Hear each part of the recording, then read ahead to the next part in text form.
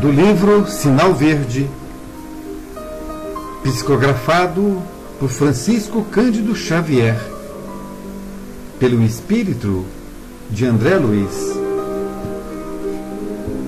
Capítulo 17. Dever e trabalho.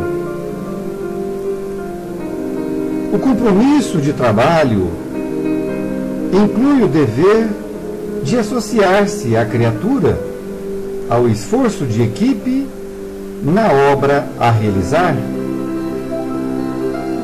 Obediência digna tem o nome de obrigação cumprida no dicionário da realidade. Quem executa com alegria as tarefas consideradas menores, espontaneamente se promove às tarefas consideradas maiores. A câmara fotográfica nos retrata por fora, mas o trabalho nos retrata por dentro. Quem escarnece da obra que lhe honorifica a existência, desprestigia a si mesmo. Servir além do próprio dever não é bajular, e sim tesourar apoio e experiência, simpatia e cooperação. Na formação e complementação de qualquer trabalho, é preciso compreender para sermos compreendidos. Quando o trabalhador converte o trabalho em alegria, o trabalho se transforma na alegria do trabalhador. Fazendo um breve comentário, esse último parágrafo sintetiza muito bem o que deve ser o trabalho para todos nós. Que diz assim: quando o trabalhador converte o trabalho em alegria, o trabalho se transforma na alegria do trabalhador. Então, uma coisa está relacionada à outra. Você passa a trabalhar com alegria, e a alegria é o seu próprio trabalho. Esta lição aqui nos remete para um acontecimento que muitas vezes acontece na casa espírita.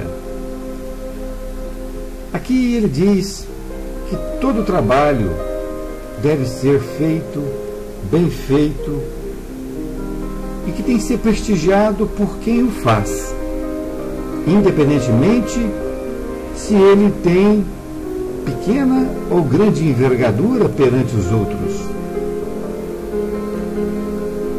Infelizmente, muitas vezes nós vemos companheiros em nossa casa de consolo,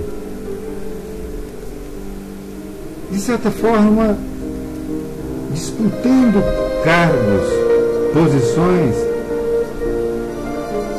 muitas vezes de forma velada.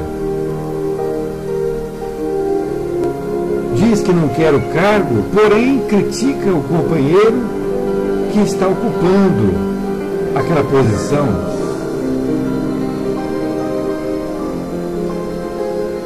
É ainda pessoas fazendo dentro da casa espírita aquilo que normalmente o faz fora dela. É um momento de reflexão, porque nossos mentores espirituais têm nos relatado, através de diversos livros, que companheiros nossos, confrades, dentro da doutrina espírita, que estão desencarnando com questões parecidas, que chegam ao plano espiritual achando que vão ter certas regalias, porque foram presidentes de centros espíritas, foram expositores espíritas eloquentes, enfim, ocupou diversos cargos dentro de uma comunidade. E por isto acredita que tem méritos que deverão ser considerados quando ele se depara no mundo espiritual.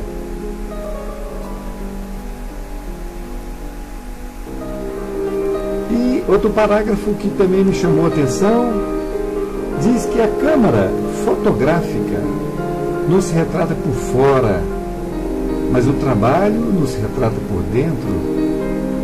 É mais ou menos isso que acontece, porque ao chegar no plano espiritual, o espírito está despido do seu corpo carnal.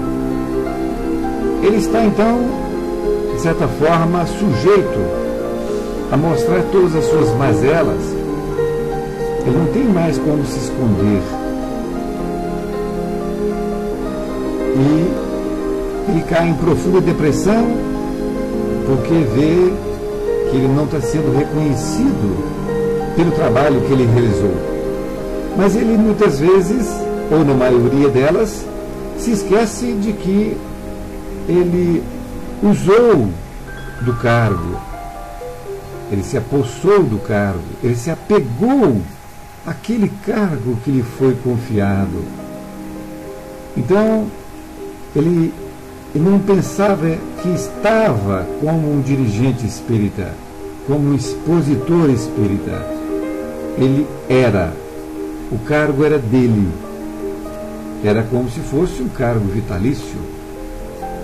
E, em sendo um expositor espírita, que fica muito sujeito a as pessoas verem em evidência, naturalmente, ou então um dirigente, se lhe fosse dado, se lhe fosse incumbido uma pequena tarefa, ele fazia de conta que não era com ele, desmerecia aquilo, porque aquele trabalho era muito pequeno para ele que possui tão grande envergadura, tão grande conhecimento, enfim, se considera realmente como uma pessoa melhor do que as demais e, portanto, aquela pequena tarefa é, de certa forma, humilhante para ele. Mas aqui André Luiz nos remete realmente a refletir sobre as pequenas tarefas, porque são elas que engrandecem a alma, são elas que nos faz refletir sobre a humildade. Então, a maioria das vezes, mais vale uma pequena tarefa do que uma grande tarefa aos olhos das pessoas.